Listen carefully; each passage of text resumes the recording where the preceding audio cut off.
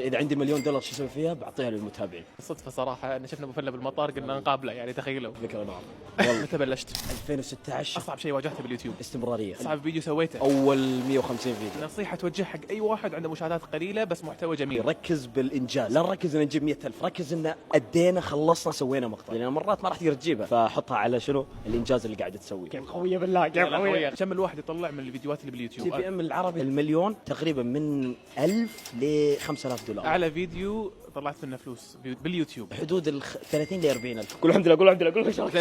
أنت تعزمنا ولا؟ كلمني شكري بس، انت بس كلمني. بلشت بالكويت والى الان انا بالكويت، بس قاعد يعني نشتغل في عده اماكن اكثر. شلون راح سيت اب مالك؟ كان سيت اب جيمنج، كنت تعرف يعني جيمر، فقلت بسوي لي اقوى سيت اب بالعالم. الحمد لله بدعم الناس وتوفيق من الله طبعا سوينا يعني سيت اب جميل جدا، بس يعني بالاخير رميناه. يعني كل الناس قاعد طالعنا بالمطار واحنا قاعد شعور حلو. سعيد جدا باني والله العلي العظيم صدفه جميله وسوينا مقابلة في دقيقة. الله عليك.